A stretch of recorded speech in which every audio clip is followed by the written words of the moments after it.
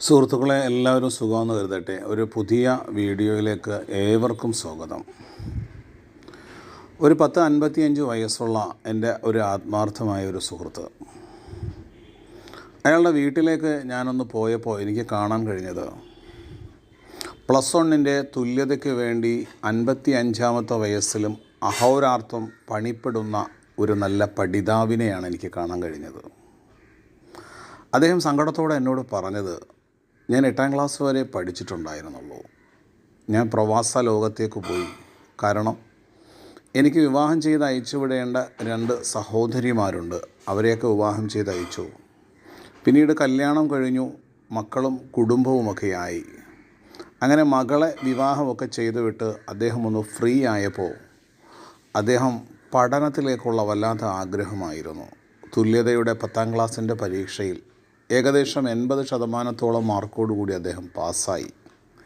അതിനുശേഷം വീണ്ടും അദ്ദേഹം +1 വേണ്ടിയിട്ട് അഹോരാത്രം പണിപ്പെടുന്ന അദ്ദേഹത്തിൻ്റെ ബിസിനസ്സിൻ്റെയും ജോലി തിരക്കുകൾക്കിടയിലും അദ്ദേഹം ആത്മാർത്ഥമായി അധ്വാനിക്കുന്നത് കണ്ടിട്ട് അദ്ദേഹം എന്നോട് പറഞ്ഞത്, നമ്മുടെ സമ്പത്തും നമ്മുടെ ബിസിനസ്സും ഒക്കെ മറ്റുള്ളവർ ഒരു കാലത്ത് അവർക്ക് വിട്ടുകൊടുക്കേണ്ടി വരും. പക്ഷെ നാം അഭ്യസിക്കുന്ന നമ്മുടെ അറിവ്, നമ്മുടെ നോളജ്, അത് നമ്മുടെ വലിയൊരു സമ്പാദ്യമാണ്. അതുപോലെ എനിക്ക് അറിയാതിരുന്ന ഒരുപാട് വിജ്ഞാനത്തിൻ്റെ കവാടങ്ങൾ എനിക്ക് മലർക്കെ തുറന്നു തന്നു.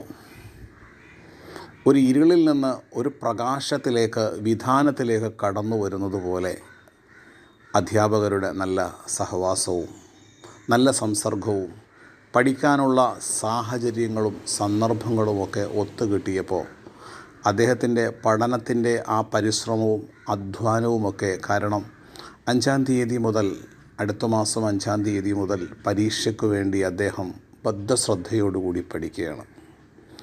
കാരണം 55-ാമത്തെ വയസ്സിലും അദ്ദേഹം ഇത് പഠിക്കുന്നതിൻ്റെ കാരണങ്ങൾ അന്വേഷിച്ചപ്പോൾ ഒന്നാമതായിട്ട് കുറച്ച് അറിവുണ്ടാക്കാം, രണ്ടാമതായി നമ്മുടെ മെമ്മറി കുറഞ്ഞുകൊണ്ടിരിക്കും. വീണ്ടും പഠിക്കും തോറും അറിയും തോറുമൊക്കെ ഈ ഓർമ്മക്കുറവിൻ്റെ പ്രശ്നം നമ്മുടെ ജീവിതത്തിൽ നിന്ന് മാറും.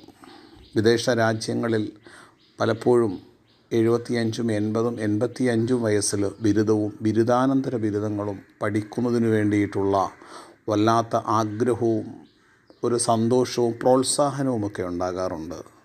നമുക്കൊക്കെയും, പ്രത്യേകിച്ച് പഠിക്കാൻ കഴിയാത്ത ആൾക്കാർക്ക്, തുല്യതയുടെ, ഈക്വലൻസിയുടെ ഈ ഒരു പഠനം ഒരു വല്ലാത്ത പ്രചോദനം തന്നെയാണ്. നന്ദി, നമസ്കാരം.